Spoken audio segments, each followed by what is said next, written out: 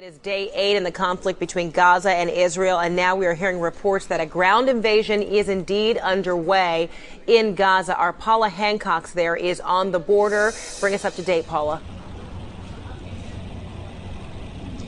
Well, Frederica, we're hearing from our sources in Gaza and witnesses on the Israeli side that ground troops are on the move into Gaza itself. Now, we are hearing from witnesses on the Gaza side that they are heading into the Gaza Strip. Certainly, this is something that was expected, considering the amount of increased shelling and airstrikes we have seen over the past couple of hours. Now, the Israeli Defense Forces at this point not commenting either way, just saying that they will not comment on any kind of operations.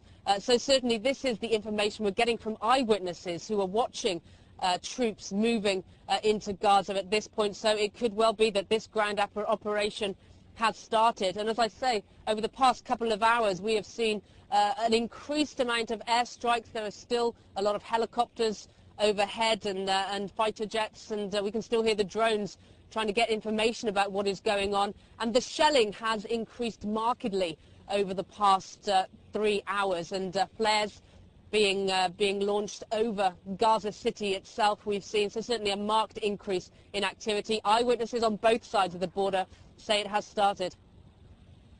And so, Paula, just over an hour ago, we had been reporting and showing the new images of those flares underway. At the time, it was unconfirmed exactly why that would be taking place, but safe to presume at this point that that did sort of initiate the ground troops, giving them light to see exactly where to position themselves, how to move in, etc. Frederica, let me bring this to you first. The Israeli Defense Forces have just confirmed that ground troops have gone into Gaza. Now, this is day 8 of this onslaught. There have been around about 500 airstrikes, and we now have confirmation from the Israeli military that they are inside Gaza.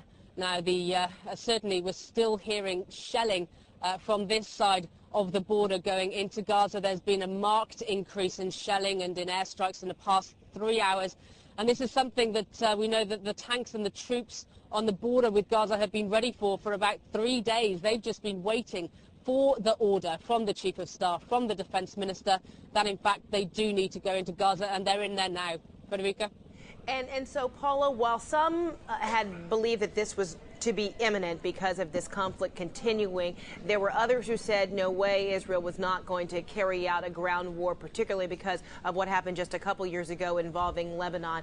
Any way that you can kind of reveal to us how this decision may have been made, what the thinking from the Israeli Defense Fund Israeli Defense Forces just might have been? Well, the whole point of this operation, according to the Israeli military, was to stop the rocket fire from Hamas and from other militant groups from Gaza into Israel. And certainly we haven't seen that decrease up until today. We've seen a marked drop in the amount of rockets getting into Israel today, but over the past few days it's been 70 a day. So that would certainly have been a consideration for the Defense Minister and the Chief of Staff, the fact that they weren't managing to cut back on these rockets as much as they could do. But I can only speculate on what was the deciding factor. Certainly they would have seen how much they could target from the air. There's only so much they can do from the air, and if the rockets were still coming, as they were, they'd have maybe wanted to get in on the ground and be able to root out the remaining rocket launchers, the remaining rocket caches. And of course, an awful lot of the Hamas militant leaders that they would want to get hold of are hiding underground. So obviously they've made the decision that they've done as much as they can solely from the air, and now they have to take over from the ground.